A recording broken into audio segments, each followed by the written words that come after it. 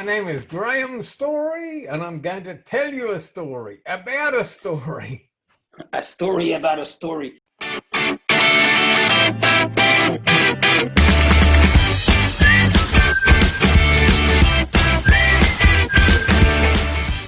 Today we're going to tell you a story. It's an amazing story. It involves gang members and crying ladies and poo on the walls.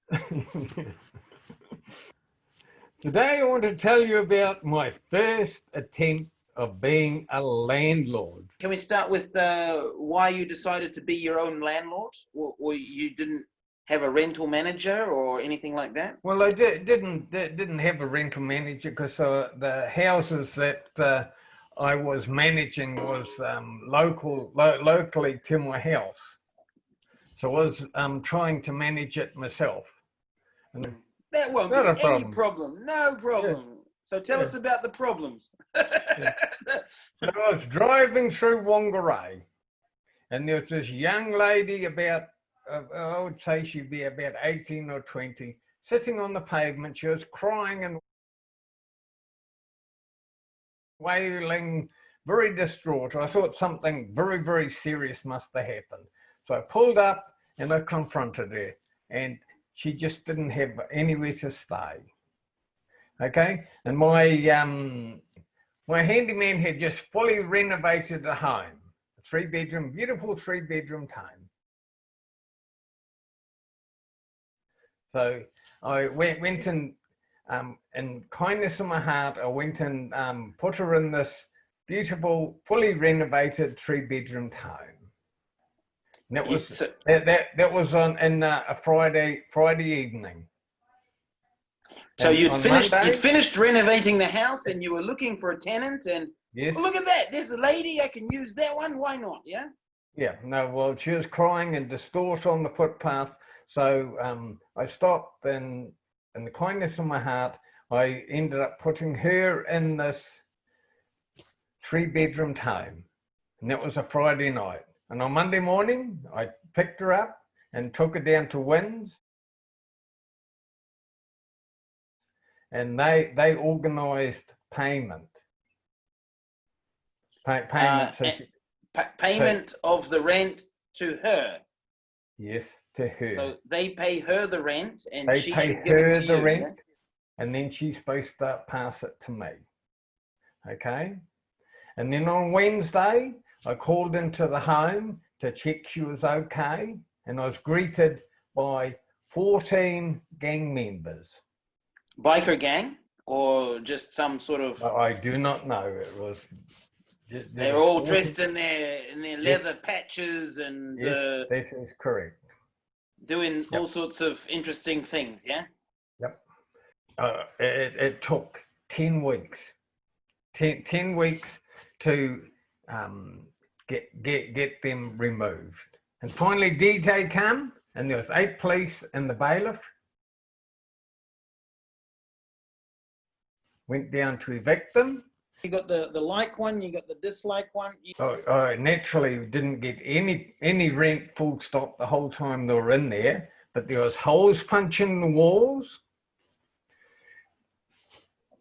And they had been using this for a drug house, so drug-free, they fumigate it and what they do. It cost extra money.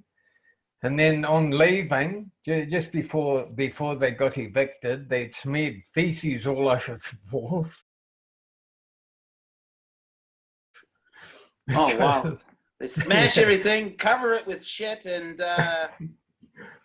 anything that could be broken was broken, and anything that could be taken was taken. I'm surprised they didn't take the walls with them. Well, they just punched holes in the wall. Small incident cost me 10 weeks rent at $250 a week. Okay, and so yeah, you're talking about $2,500 just for rent, and then it took me another two weeks to for my handyman to tidy up the house and make it livable. And then another few weeks to find a tenant. No, they're very easy to find. Yeah. So Yeah, so it the was repair 12 weeks with no rent, yeah? 12 weeks with no rent, and then your materials to repair the damage. So it cost me about $6,000. The mistake cost $6,000, yeah? Yes. So lost rent, paying for the handyman, paying for the bailiffs to get them out, and the police to help you, and someone to clean the house, someone to repair the house, and then lost income whilst all of this was going on. Yep. So this little incident was all because I broke number one rule. You don't mix kindness with business. The number one landlording rule. Yeah. Number one landlording rule. Business is business, yeah? You always look at the numbers. You should never get emotionally involved in a business decision. That is correct. Like, subscribe, comment, share it with all your friends. Just do something. Don't skip. Don't skip. Watch till the end. That's my lesson, or did it take a few of these to get it through? Unfortunately, $6,000 wasn't enough. You needed more. Yeah. And unfortunately, I had a couple of more replays. Was that the most expensive tenant that you lost out $6,000, or did you, some other houses you lost more? I think that's fairly average. So every time there's a problem with the tenant, it's about 10 weeks to get them out, and then 2 weeks to fix it up, yeah? Well, you have 60 days before you can evict. If they don't pay for 60 days. And that's from your first notice, yeah? Yes. So if you don't give them the notice straight away, then you have extra time to wait. That is correct. It's from so you think, oh no, it's okay, she'll pay me later. And then if you wait longer before you start the proceedings, then it's going to take longer. So that is correct, and it'll cost more. So it's better as soon as there's any mistake at all. Oops, sorry, I can't pay it today. There's your first notice straight away. Boom.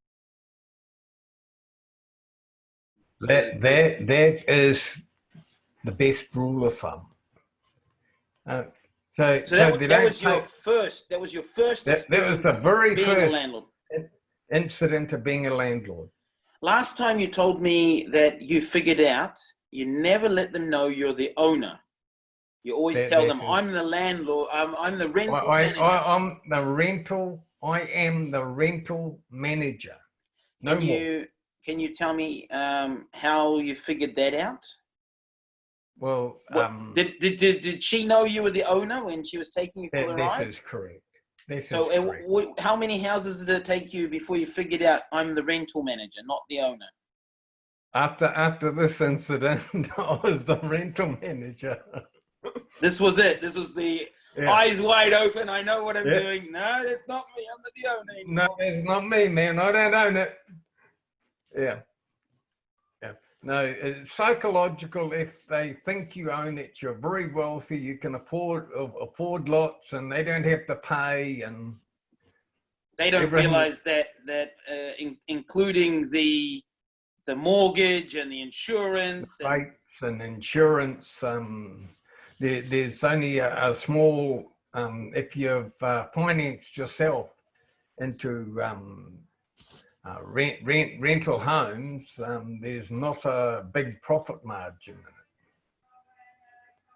So if you financed yourself into rental homes, and you get them managed, there goes your profit. There's about 5 to 8%. That's kind of fairly normal what's left in it.